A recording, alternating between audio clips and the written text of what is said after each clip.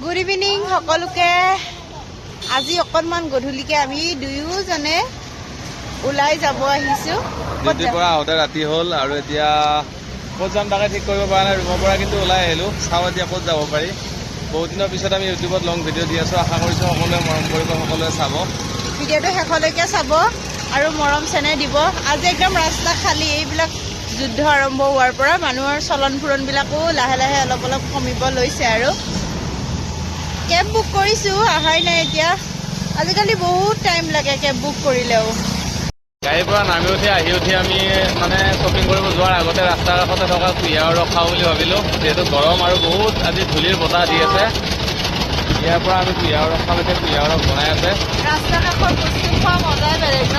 মানে খোলা বতাহত মানে এনেকৈ খাই ভাল লাগে আৰু ভিতৰত খোৱাতকৈ। লগতে ধূলিটো অলপ মিক্স হ'ব আজি আৰু টেষ্টি লাগিব। আহি পালোঁ, আহিয়ে এখনো কাপোৰ চাওঁ বুলি ভাবিলোঁ আৰু কাপোৰ চালোঁ, কিন্তু পচন্দ হোৱা নাই আৰু আহি পালোঁ চাওঁ। মানে মলতকৈ মানে বেছি দোকানবিলাক থাকোঁতে মোক বেছি ভাল লাগে, কাৰণ বহুত ভেৰাইটিজ থাকে ন। সিহঁতৰ ষ্টেণ্ডাৰ্ডটো বেছি, কিন্তু মানে ইমান পচন্দৰ কাপোৰটো আমাৰ পচন্দ মানে আমি কাপোৰ কম পাওঁ আৰু হ'লেও বাৰু আহিছোঁ যেতিয়া নিদিয়াকৈ নাথাকোঁ আৰু সন্ধিয়া সময়খিনি অকণমান মানে স্পেণ্ড কৰি ভাল লাগে হয় নহয়? চাই লওঁ ব'লা ইয়াতে চাওঁ। ব'লা আমি চাৰিটা একেলগে হাই কৰি দিওঁ এইফালে। চাৰিটা মানে তোমাৰ বাইদেউ আৰু ভিনদেউ লগ পালোঁ বহুত দিনৰ মূৰত। এইটো তুমি এইটো মই নেকি? তোমাৰ নিচিনা দেখা হৈছে, কিন্তু মোৰ নিচিনা নহয় বাৰু।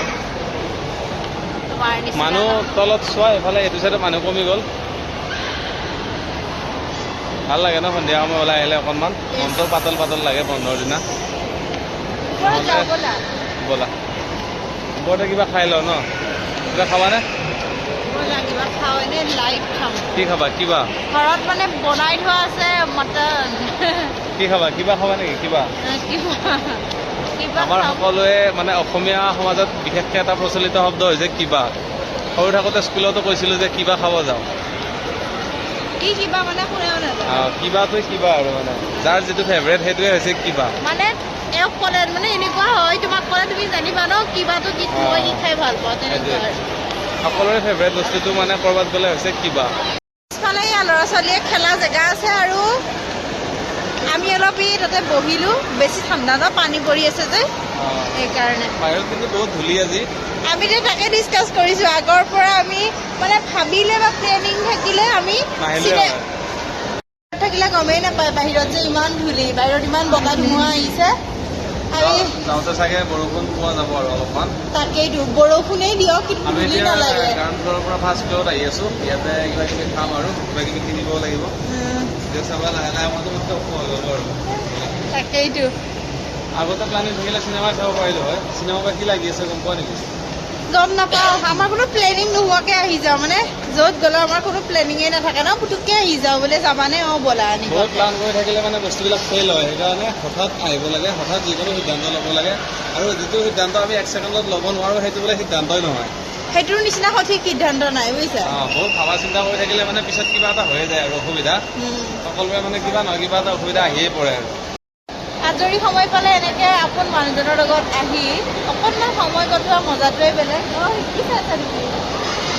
সৰু ল'ৰা ছোৱালীবিলাক খেলি আছে, তাকে চাই আছোঁ। ভাল লাগিল আৰু আজৰি সময়ত আহি অকণমান মনটো ভাল লগা আৰু খেলি আছে, পূৰা খেলি আছে, বতাহ খাই আছে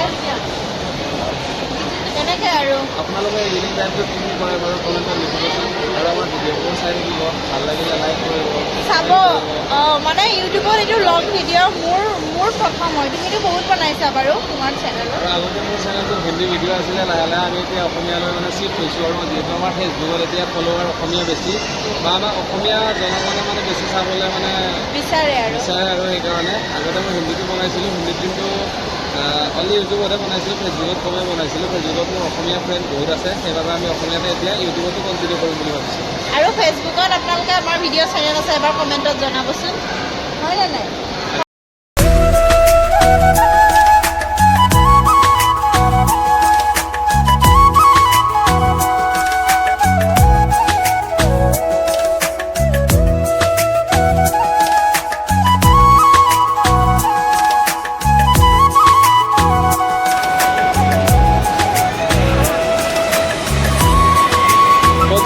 চলাবা নেকি? ব'লা, ট্ৰেইন নচলাও। সেইখন ট্ৰেইন আছে, ব'লা চলোৱা। বাচ্চাই উঠে ইয়াতে, মই উঠিলে ভাঙি যাব।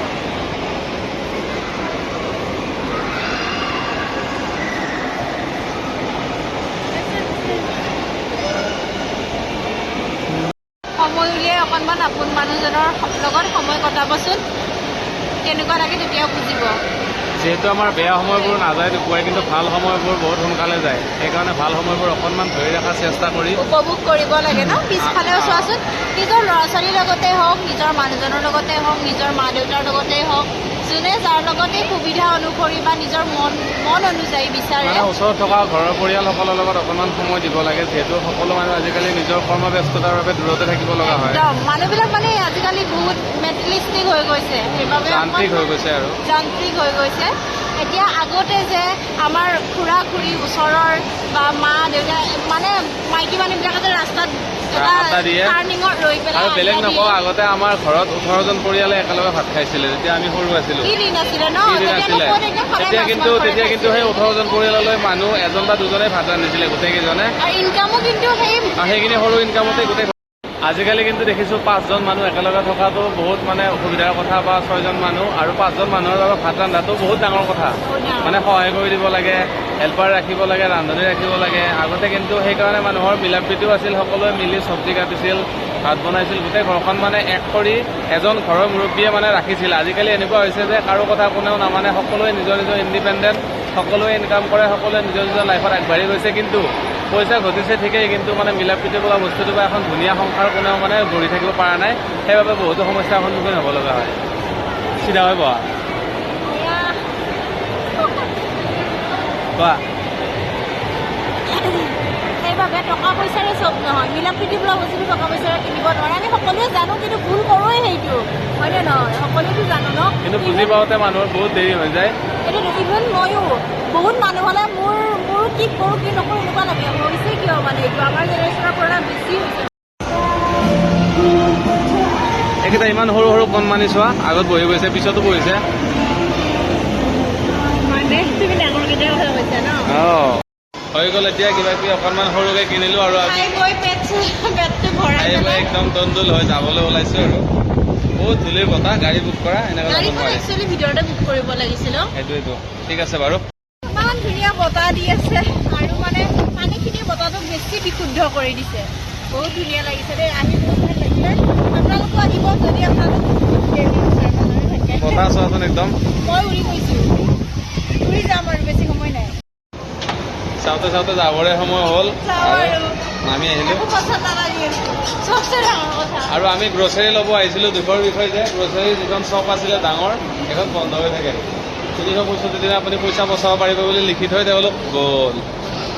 কিবা নিশ্চয় মানে ভালকৈ চলা নাই আৰু ন। কিন্তু আমি দেখিছিলোঁ যে তেতিয়া দেখোন পুৰা ভিৰে আছিলে। বহুত ভিৰ আছিলে, তাকেইতো আৰু তুমি যে হেৰাইছিলা মানুহৰ মাজত, ইমান মানুহ আছিলে। তুমি নহয়, এখেতৰ মোক বিচাৰিছে, মই এখেতক বিচাৰিছোঁ, মোৰ ফোনটো লৈ। সঁচাকৈ দেই, মানুহৰ সদায় একেদিন নাযায়। সেইদিনা দোকানখনত ইমান ভিৰ আছিলে, মানে মই বিচাৰি বিচাৰি বিচাৰি হাহাকাৰ হৈ গৈছিলে, মানে বিচাৰি পোৱা নাছিলোঁ। আমি কিবা কিবি গ্ৰচাৰী বস্তু লৈ কিনে এতিয়া লাহে লাহে যাওঁ আৰু আমি ভিডিঅ'টি শেষলৈকে চাই থকাৰ বাবে বহুত ধন্যবাদ। ধন্যবাদ।